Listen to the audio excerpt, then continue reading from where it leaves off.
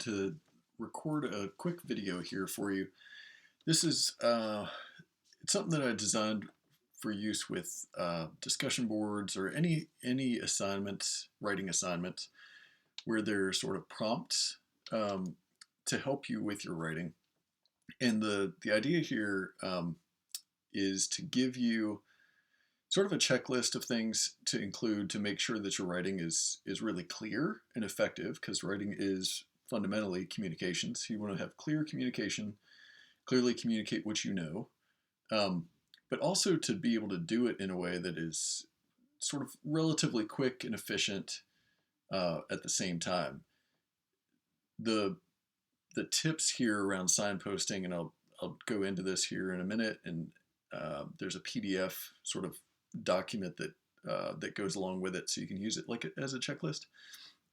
But the idea here is to give you some sort of a compilation of tips of things that I learned throughout my college experience, and primarily actually in graduate school. So if you sort of master this, you'll be well ahead of certainly where I was as an undergrad.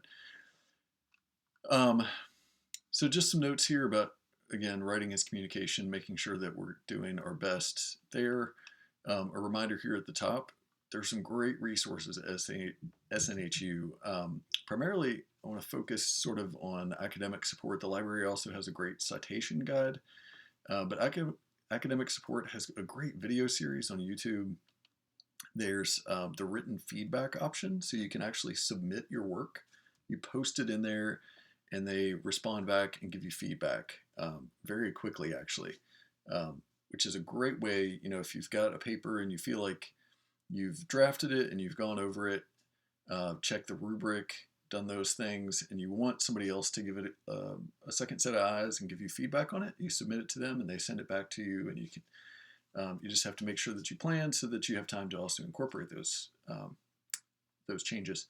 They also have tutor sessions. So if there's, for all of us, I mean, all of us are still always perpetually working on our writing. If there's a certain area that you want to work on, or if there's a certain project that you'd like somebody to kind of walk through a little bit with you, you can schedule those sessions, and that's included in your tuition, so you're not paying any more, which is fantastic. Okay, I will let you read most of this. Again, this is in a PDF document, but let me focus here. There's, like I mentioned, there's sort of a checklist. So here are the tips, and there's sort of 1 through 11, and then some information on signposting. This sort of describes it. I'm going to give you a little demo. So we'll come back to that, and you can certainly reference that. But this is from a previous class. It's a discussion. It's just like this week's or any other week's. There's a description sort of here above that gives you all the information about what the assignment is asking you to do, as well as some contextual things that you're supposed to focus on. So for instance, if you look up here where it says in this discussion, you'll need to identify some of these things. So it's telling you exactly what you need to include. Always, look for these words or these phrases like this that really sort of give you, allow you to focus in. If you look a little bit further down here, this is just referring to the discussion, but sometimes you'll see where it says discuss something. That's also in the PDF, I believe, but or here where it says identify. When you see those things, those are giving you specific sort of instructions on what to include. But what I want to draw your attention to is this part right here. These are the prompts, right? So these are sort of the things that you're supposed to respond to. What I strongly suggest you do is just copy those, and I usually would just bring the whole thing. So here I've copied and pasted that entire thing that we just looked at to all the way from the very top. Interruptions can cause big problems. Copied all of that into this with those prompts as well. Here at the top, there's sort of a key, but I've underlined instructions, and then the bold or keywords areas to focus on. So identify some of the unplanned, right? This is what I was just looking at. Consider how you might do these things. Thinking about different cultures and how different, um, so think about is another term here. Consider. Um, anyway, these, again, these are instructions, things to really make sure to include. Then you scroll down here, and this is where I've got those prompts. Here's the trick. We're going to copy and paste those prompts down below. And then, see how I pasted it here and then wrote a response to that prompt. And I did that for each of those. So there's a prompt. I basically, again, copied, pasted, created, hit return, made a little space, wrote a response, and went to the next one. So now I have responses to each one of those. You can imagine how you could maybe just delete those. Actually, let me go back up here.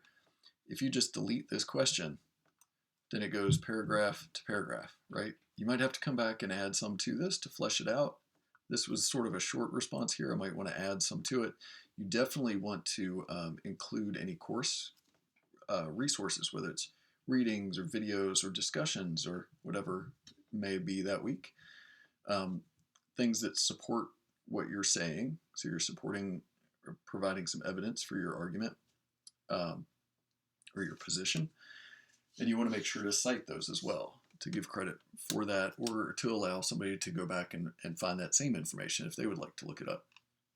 So if you've written this and deleted this, it's starting to look like a paper, right? Especially once you get those citations in there. Now, what you might need, I was getting a little bit ahead of myself here, but you still need an introductory paragraph, and you can include signposting and then put a conclusion at the end. So what is signposting? Well, if we copy and paste these prompts one more time, these are the things that it's telling me to do.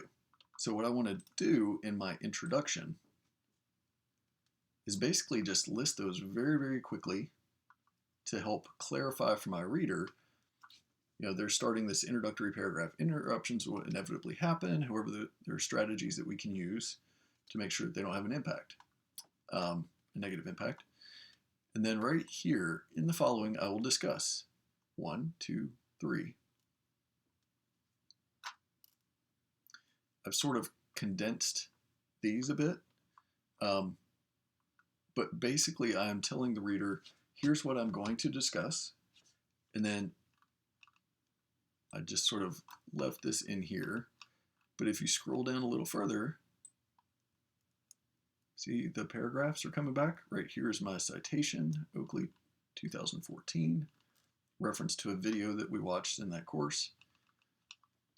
So I've told my reader I'm going to talk about these things, and then I do it in that same order. And that way the reader goes into this paper, reading it, knowing what I'm going to talk about, expecting me to talk about it in that order, and then I provide it in that order. So it's very, very clear. Here's what I'm going to talk about. Here's why, which is sort of the very first part of that paragraph in the introduction. And then it's provided. And then the conclusion at the end just wraps that all up and says, using these strategies, I'm able to do these things, whatever it might be for your particular paper. But it just sort of brings it all together and closes the paper.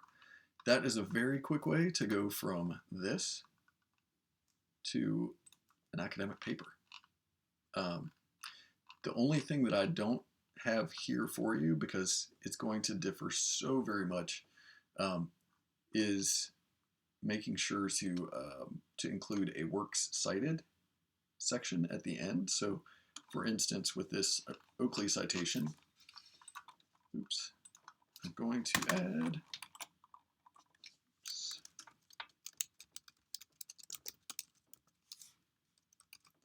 works cited and do, I think that was actually 2014. So it might look something like this. And then I will provide, I believe that was a YouTube video, for instance.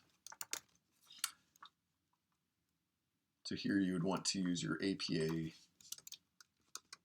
guide, and again, the library has a great guide for that. This is not the most accurate citation, but this is on the right track. Again, the library guide will help you. You can find what it might be for a video or for a book or article, whatever it might be.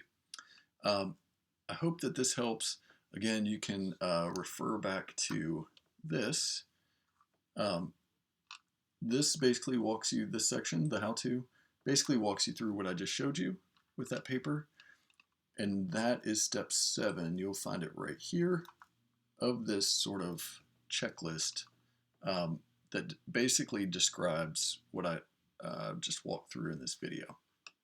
But this is a great way to kind of go back and have a checklist to use. Note here this the last couple here actually. Always use the spell and grammar checker in whatever word processor you're using. Sometimes it doesn't check everything, but start there for sure. If you read your work out loud when you're going over it, processing, going through your drafts, you'll find a lot of things that you may have missed otherwise.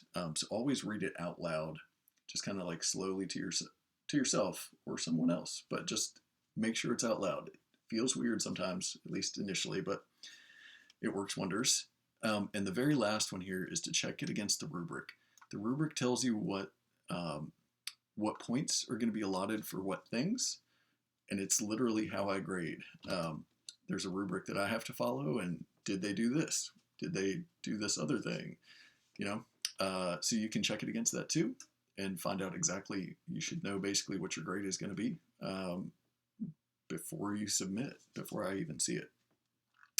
Anyway, I will wrap this video, but I hope that this signposting document and this video help. If you have any questions, as always, let me know. And happy writing.